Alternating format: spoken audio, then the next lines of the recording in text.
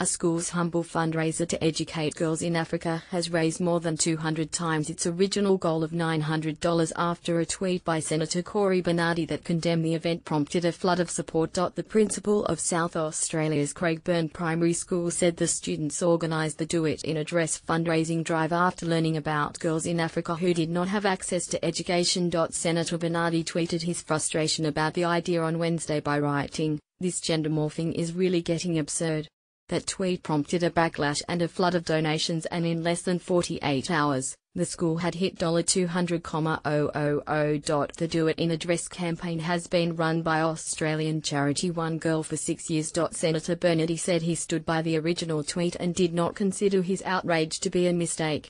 "I think, and many parents think, that it's completely inappropriate for a school to encourage their male teachers and male students to wear drag at a casual closed day," he said. Craigburn Primary has entitled its campaign as a casual day fundraiser and allows students to wear casual clothes for a day at the end of Term 3 provided they offer a gold coin donation. The Australian Conservatives leader said some donors were using the fundraising drive to target him rather than support the charity. "You've got people who have a diametrically different worldview and they feel that by making this donation it's somehow slapping me in the face," he said. "I think it's wonderful that people want to support this cause, no matter their motivations, and there are some who are motivated by an ideological struggle and others who just want to support a good cause. So good on them." One Girl Chief Executive Officer Morgan Kegel said she was initially confused by the senator's original tweet when she saw it online. "I didn't quite understand how it related to the campaign we were running," Ms. Kegel said.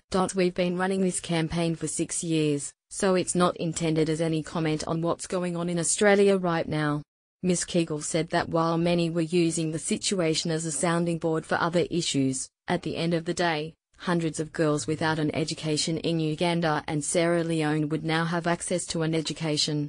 "The response we've seen over the past 48 hours has made me feel really positive that, while this started as a negative, we have some very happy students in South Australia," she said. "We're able to see that they have inspired people right around the country to get on board, be charitable, be generous. In the countries we work in, Sierra Leone and Uganda, a girl is more likely to be a child bride than go to high school."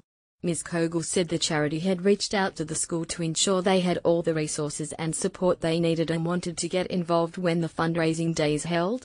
"We would absolutely love to visit the school and see how they go with their big Do It in a Dress fundraiser," she said. "The students must be over the moon with the effort that they've generated, given that they started thinking they were going to fundraise $900.